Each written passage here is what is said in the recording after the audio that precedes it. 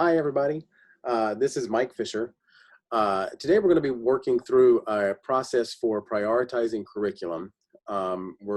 This is something that I've been advocating for during the work that schools are doing, getting ready for their return to school this fall, and what they can do to start thinking about what the curriculum is going to look like, the big changes that might need to be made around it due to our current coronavirus and quarantine and remote learning that's been going on for the last few months. Before I get into the presentation and walking you through the process, I want to tell you that what you're getting ready to see is based on a lot of books that I've read, colleagues that I've worked with, and I just want to give them a little shout out here before I get started. I encourage you to read as much of this as you can. I find these books very helpful, and I go back to them often when I'm looking at how I'm going to support schools and teachers with the curriculum design work that I do. One of the main books is by Larry Ainsworth. It's this one called Rigorous Curriculum Design. This one is laying the foundation of some of the pieces of what we're going to be doing today. It's a good book to use in conjunction with these two by Heidi Hayes Jacobs about curriculum mapping and the processes that she goes through for standards prioritization, large and small group reviews around those priorities. And in her books, you'll see a lot about conversation and consensus around the work of curriculum mapping and curriculum design. And mapping is a verb. It's something that we do. It's not a thing. We get the thing as a byproduct. We get this map when we're done, and you'll have a document when you go through this process. But the main thing is to have conversation with the people that you work with. We need consensus. We need discussion. We need agreement on what these priorities are ultimately going to be because they're going to impact everyone's work.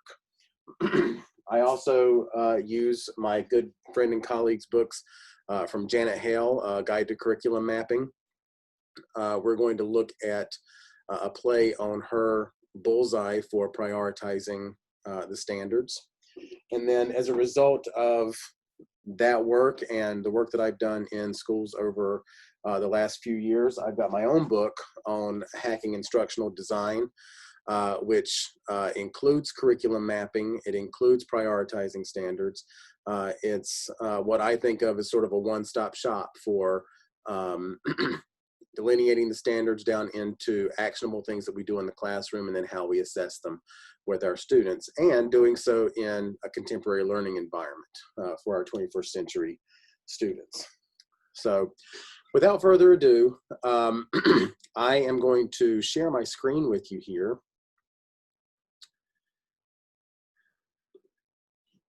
And look at this Google slide presentation on prioritizing standards. I do want to say that as I get this started, any of the books that I just shared and any ancillary materials that I share and any links or resources that I reference, all of those are going to be in the notes section with the video in the comments section. So please look for those. So let's begin. Prioritizing the standards. First of all, we want to look at where we are. This is the reason that we're going through this right now, is thinking about where we are in our planning for the fall, whether there was this COVID-19 or not. This is something yearly that teachers should be doing. We want to recognize the importance of prioritization. We want to identify what standards need to be prioritized. And then we want to rethink and reflect on effective instructional practices. So what you're looking at here, these are sort of the objectives for what I'm proposing for you today. We want to look at where we came from, and we want to look at where we have to go. And then we want to think about the impact on instruction and assessment once we have these conversations and document the results of those conversations. So why document these priority standards? you know, for the big thing here is that our students had kind of a pared down curriculum for 3 months while they were at home quarantined and, you know, participating in remote learning. We also need to prioritize based on the fact that we can't cover everything. It's hard to cover everything. I hate that word anyway. It's hard to attend to each and every standard at a particular grade level. And then on top of that, if we're adding previous grade levels learning to, you know, the coming year, we're increasing the expanse that we have to trek across. And we want the journey to be meaningful for students and not just long. So in order to plan for the coming year, we want to have an idea of our own grade level priorities, and we want to have an idea of the previous grade level priorities. We want to know, like I said, where we've come from and where we have to go. We want to be able to identify gaps and overlaps, which documenting this conversation is going to help with. And we also want to help individual teachers situate their unique perspectives around what has happened with this coronavirus. So this curriculum triage is an idea from Heidi Hayes Jacobs and Allison Zamuda, and I'm going to share their website with you in just a moment. What their sort of metaphor for this is thinking about what needs our action right now. In medical terms, triage has to do with you know, looking at wounds, looking at illnesses, and seeing who has the most urgent need and treating what is most urgent first, and then getting to the other things as they come along. If we apply that metaphor to curriculum, we're looking for educators to be able to make informed choices for students, starting with what's essential. And that's why determining standard priorities is so important. It gives us that triage state from which to work. So what this entails, it has to do with what right now decisions we need to be making. Sure, there's a whole lot of decisions that need to be made, anywhere from where the instruction is going to happen, how much students are going to be doing, how self-directed they might be, what we're going to actually teach, how we're going to assess them, what do we need to consider for remote teaching versus in-person teaching, or maybe a hybrid model. But we really need to think about what these critical pieces of the curriculum are going to be before we start figuring out these other decisions. So the triage here has to do with, one, looking back over previously covered material and looking at what previously taught skills and concepts are going to be priorities for us in the coming year. And in other words, how do we reinforce what was already learned or at least introduced? And then we're looking ahead to new material, new things that the kids are learning, and what are those priority skills and concepts that maybe they missed in the last weeks of school, but are going to be foundational pieces for what's coming in the new year. If you want to see more about this particular metaphor, Heidi Hayes Jacobs and Allison Zamuda have a website that they created in the midst of remote learning and our COVID crisis. It's called transform.curriculum21.com. And the link to that will be in the notes section and the comments section below if you want to check that out. In particular, they've got some, they have 3 sections of their website. Triage is one. What are the decisions we need to make right now? They've got transition. What are some additional decisions that you need to make? And then what does the post-pandemic world of education look like? They're collecting original blog posts. They're creating content for this website. They're collecting other content from all over the world. It's definitely something that you would want to check out as part of your reopening decisions and planning for this fall. Again, that's transform.curriculum21.com, and the link will be in the comments. So when we talk about priority standards, what am I talking about here? These are the agreed upon smaller sets of grade level and content area standards. It's what students must know and be able to do by the end of each school year in order to be prepared for the next school year. And all standards are not created equal. One of the things that I'm going to be discussing with you over the course of the next few minutes is, some standards are critical to mastering a particular skill. Other standards, once it's been mastered, is it still a priority? Or do we need to just keep reinforcing and practicing those things? Are there standards that deserve exposure but not deep work? So we're going to be exploring the different scenarios that help us to determine what these priorities are and how we're going to do the best for our students in the coming school year and from now on. So I want to share with you a version of Janet Hale's Standards Bullseye.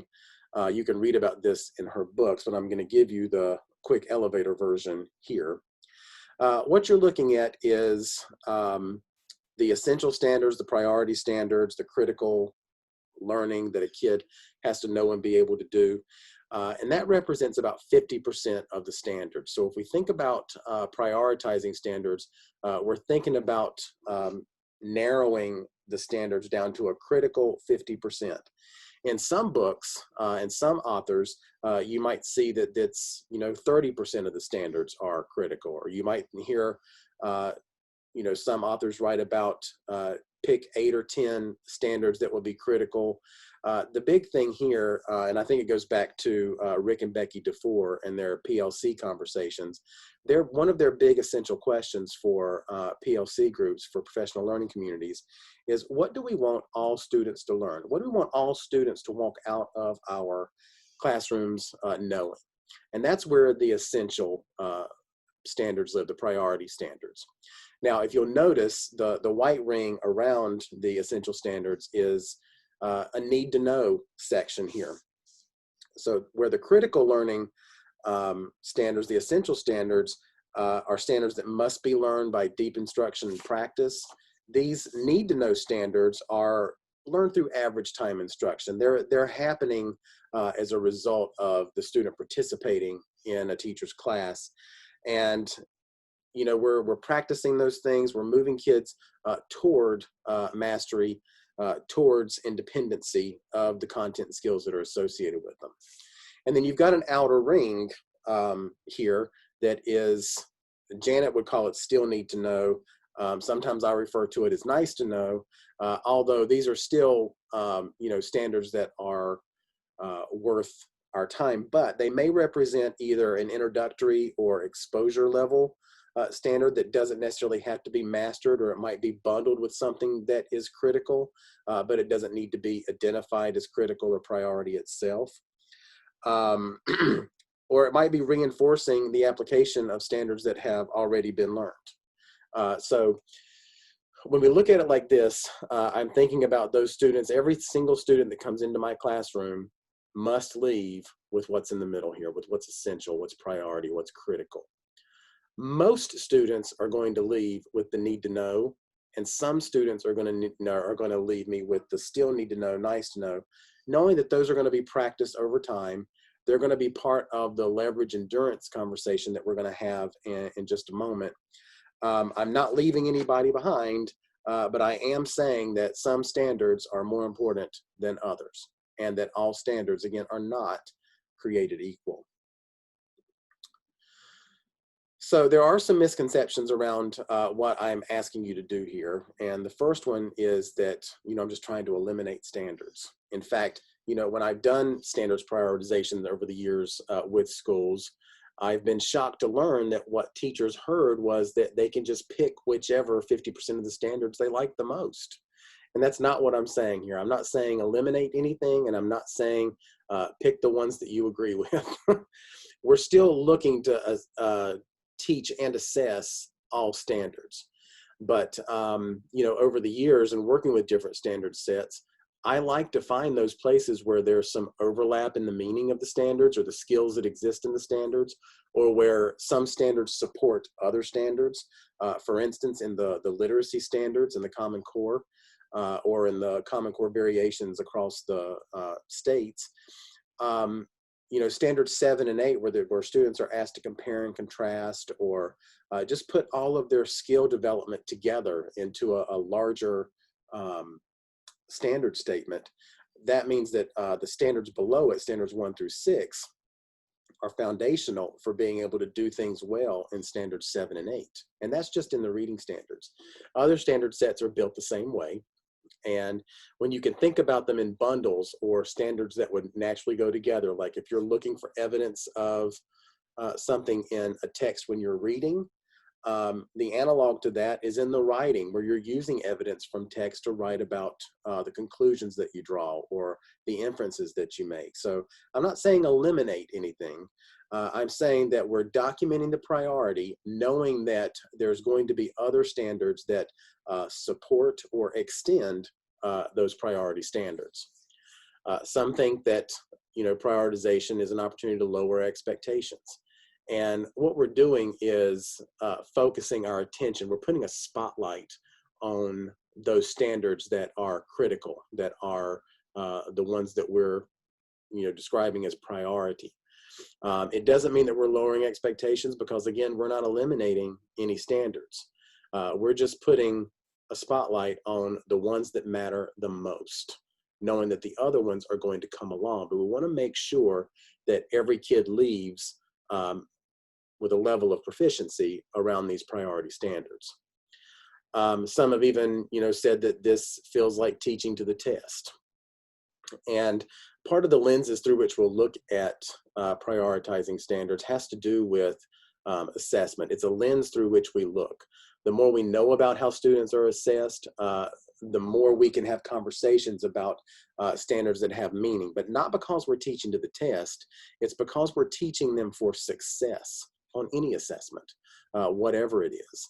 And that assessment could be, you know, a standardized test that a particular state might require, but it also could be on, you know, a project that the students create, or a podcast, or, you know, an in-class teacher-created assessment, or even a student-created assessment.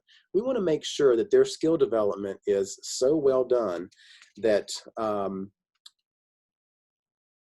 we're giving them the tools to excel whatever the task is.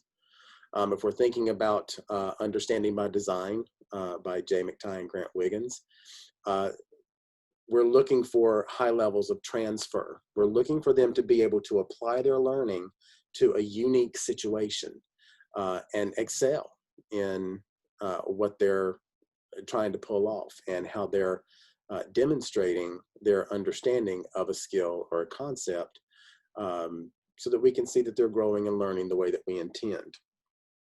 We want to make sure that with the process of prioritizing these standards, that we're getting crystal clear about what students need to learn, going back to those PLC conversations, and what do we want every student to know and be able to do.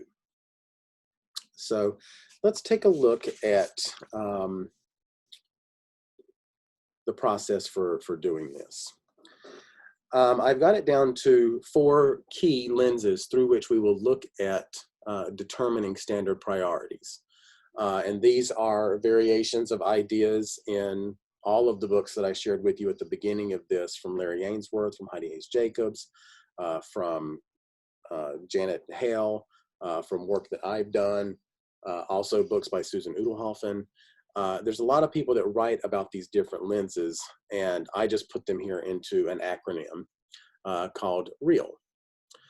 The R in R.E.A.L is about whether or not students are ready to receive this learning. So do they have the necessary foundations to move forward with focus standards for the next content piece, or perhaps the next grade level? The E has to do with endurance. Is this something that's going to help the students from now on? Is this a particular skill that is going to relate to something they'll use for the rest of their lives? The A has to do with any test, any time. That's a variation of assessment readiness that, you know, other authors may talk about. But for this one, we do think about data in instruction and what previous test data is telling us about our students and our teaching. And we want to look at what's tested year after year. We want to know what trends develop in assessments. We want to know what's assessed. So what we're doing right here with this particular lens is marrying sets of data. We're used to having testing data or assessment data that we use to make instructional and curricular choices. But, we're using that in application with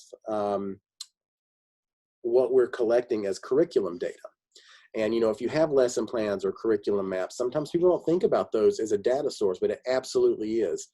And knowing trends about assessments, knowing information about what's going to be on an assessment helps us bring those two sets of data together. Because with those trends, we can start looking at individual instructional impacts on pedagogical methodologies, on assessments, and it's just we're used to dealing with assessment data, and I want to make sure that we're mentioning that the curriculum data matters here as well. The L stands for leverage. Is it going to help students in other content areas? If they're learning about comparing and contrasting in math, are they also going to learn about comparing and contrasting in science or ELA? Of course they are. There's going to be some skills that are standards based that students are going to need in multiple classes. So those are the lenses through which we're going to look at determining the priorities for how we get to getting to that group of standards that are going to be priority standards. To help you document this and to think about the standards through these four lenses, I want to offer this procedure. I'm going to show you a document in Google Docs in a moment that looks just like this, just without the fancy background. In the notes section or the comments section, you'll be able to click the link to this particular organizer. And when you do, it'll open up in view only in Google, and you need to make a copy for yourself so that you can save it and write inside it if this is something that you'd like to use for your work that you're doing with your colleagues. So let's talk about the coding first. If you're looking at each individual standard related to your grade level or content area, anything that, and you could use this, you could just print out a list of the standards and do the coding on that as well. I'm giving you this just to help organize it if you need it. But what we're looking for is to create codes that tell us individually about what we think the priorities are in our standards. And we're going to use a check mark based on those four lenses. This particular standard is definitely a priority. We're going to use a plus sign to note that it might be important. It's not a priority standard, but we still think it's important. A dash is going to be used to denote in a standard that's not important. And a question mark is going to be used to denote a standard that is you're unsure about or need some discussion, or you might have some questions about determining whether it's definitely a priority or just an important standard, or maybe not important at all. You're going to code this by yourself. You're going to go through this individually, and then you're going to come together with your group, your grade level group, your content area group, and you're going to compare each other's priorities. You probably should have one sort of note taker that can collect everybody's coding on one sheet, so that you might have a particular standard followed by check, check, plus, plus, minus. And then we did, with some conversation, we determine whether or not that's enough checks for this to be priority, or if it's not enough checks and it's just an important standard but not a priority one. So you want to collect all your coding and see where you have the majority of codes, and then that's the base level. The questions are going to come if you have, if some people coded, a particular standard with not important and others called it important. That's where the conversation is going to matter a whole lot. You need to talk about the standard and why you believe it's a priority or not, and come to some sort of consensus about what the code is and whether or not it's going to be included in that list of priorities. And just a reminder, there is this organizing tool that will be available to you in the comment section if you want to use that. Once you determine what the priorities are, and before we get to the part where we're going to document these standards, I thought it would be a good idea just to mention how to unpack a standard down into content and skills. And this is coming directly from Larry Ainsworth's book. And really just has to do with noticing the nouns and the verbs that are in this standard statement. Now, the reason this is important is because earlier I said, you know, we're going to look at opportunities to fill in gaps and overlaps. Perhaps you're going to create a vertical curriculum from this, or a vertical document that represents the priority standards from K through 12. Since you're already going to be dealing with the standards, I thought it might be a good idea to go ahead and articulate some of the major skills that you are dealing with in these particular standards, so that we can come back to our PLC questions about what students have to know and be able to do. So that we're creating a document that could be the basis of a bigger curriculum map, or at least be a support document for individual lesson plans if you do those, or weekly plans, however you plan out your instruction. So in this example, we're looking at a 4th grade math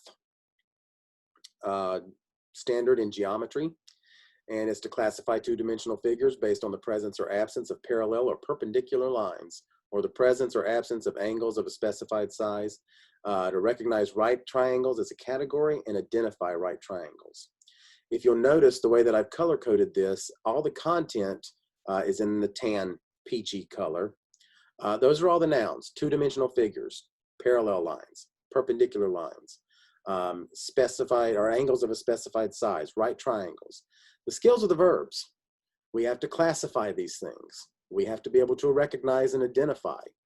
And in this case, in this particular standard, you've got a higher level verb coming before your lower level verbs. Recognize and identify in terms of cognition and thinking involved. It doesn't take as much cognition, as much thinking to recognize and identify something as it does to classify those things.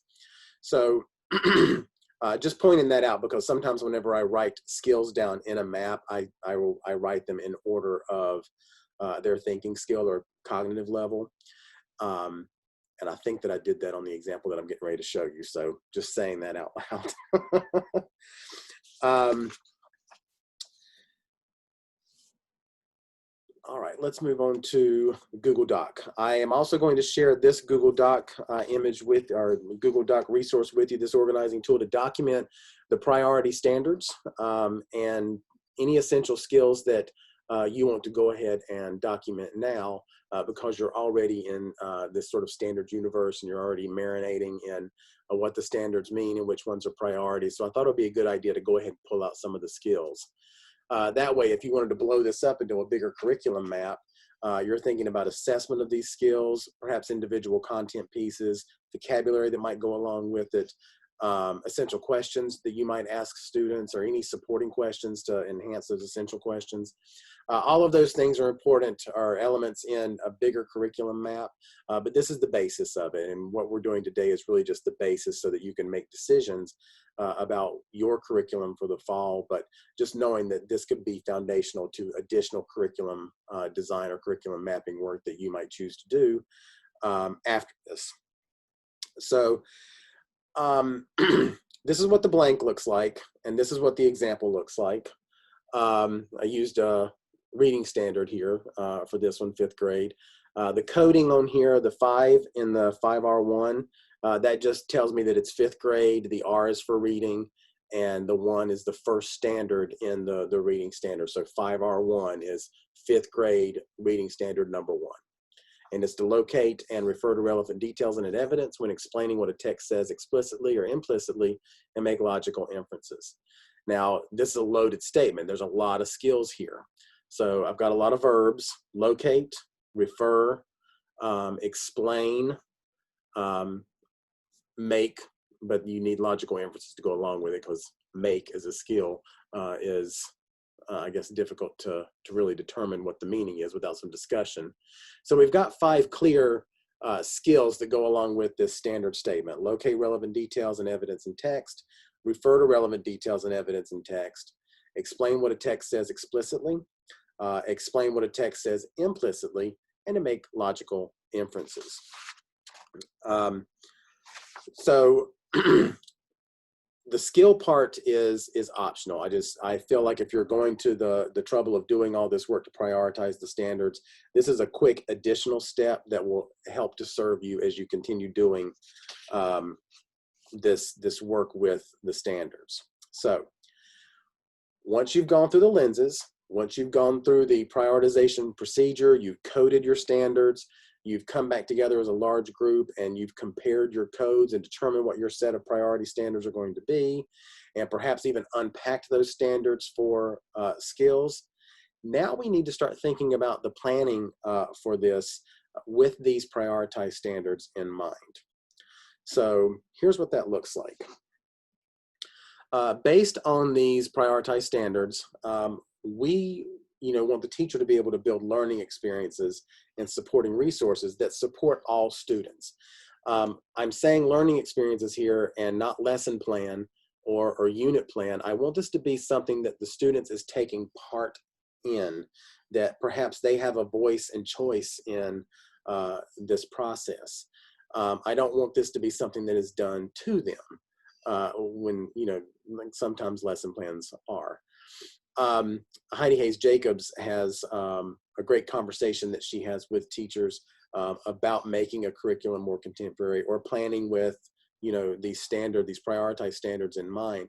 And she challenges teachers to think about what do you cut out of the way you've always done it? What are the essential things that you keep? What do you keep doing? What's worthwhile to keep doing year after year? And then finally, what do you need to create? If you cut some things that are maybe more traditional out, if you cut things in relation to the prioritized standards and you try to keep your focus, that spotlight on what every kid needs to leave your classroom with, and then, what are some things that you need to create? Perhaps some contemporary products, some learning experiences that are really going to have that mental Velcro that Heidi's written about, and thinking about learning that sticks. Some other considerations for things that you might want to think about when you're planning with the prioritized standards in mind are learning targets.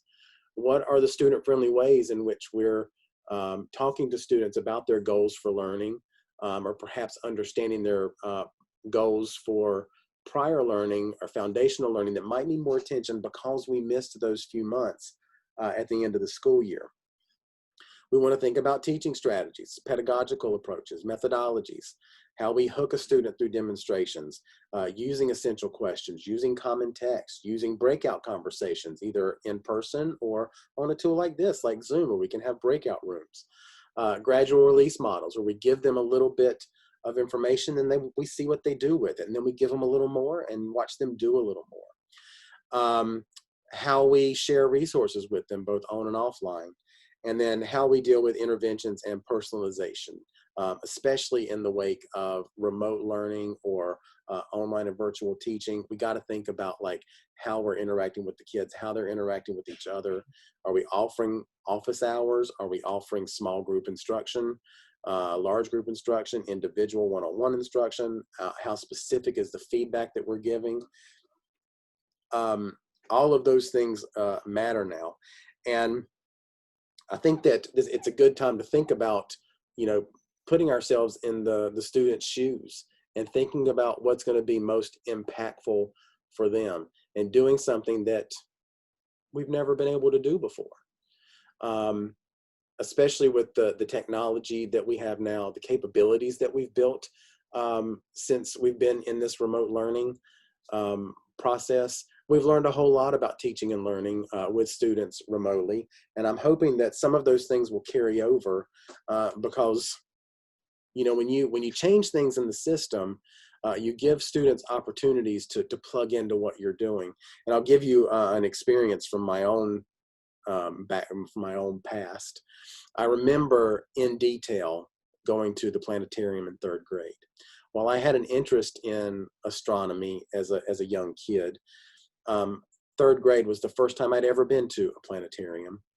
And I couldn't tell you, from day to day in the 3rd grade, what worksheets I did or what books we read, but I can tell you just about everything that happened that day that we went to the planetarium, from getting on the bus at the school to songs that we sang on the way to the planetarium, to the egg salad sandwich that my mother made me for lunch. I can remember seeing Mars on the planetarium's ceiling, and the explanation of it having 2 moons that I didn't even know about, named Phobos and Deimos. I remember so many details about that field trip. I feel like I could write an entire journal, an entire book just about that one day. That learning experience had a huge impact on me as a student, as a scientist, as a human on this planet. And that's what I want to happen with students when we do things like prioritizing standards and use those prioritized standards as lenses for creating learning experiences that are going to matter to kids and that are going to give them new identities: scientists, mathematicians, engineers, writers. All of those things I think matter a whole lot, especially to this generation of students. So, as a result of sitting through all of this, this is your task. Through discussion and consensus with the group of people that you work with, you are going to determine the priorities in your standards. You're going to use the lenses R.E.A.L, readiness, endurance, assessment, and leverage, to make decisions about what standards are priorities in your standard set. You're going to document those decisions in the Google Doc with the link to the organizer that I'm going to give you. And then you're going to access and analyze your colleagues' documents. Once this is done across all grade levels, across content areas, go and look at what your colleagues have done. A grade level below, a grade level above. Situate your perspective. See what's foundational for the other grade levels. See what are new learning priorities for your grade level, so that you can make sure that your students are starting off best foot forward with the right foundation to receive the new learning that you're offering at your grade level and in your content area. So thank you very much for sitting all the way through this. You can find me on Twitter at Fisher1000. You can find me at my website at www.digigaji.com. On my website, there is a contact button. If you have questions about the process that I've walked through with you here, please reach out, and I will help you as much as I can. And again, the links to the planning documents and the resources that I've shared, including the transform.curriculum21.com website, all of those will be in the comments section. So thank you very much. I hope this is helpful for you, and I wish you the best of luck in the coming school year. It has to be better than the last one, right?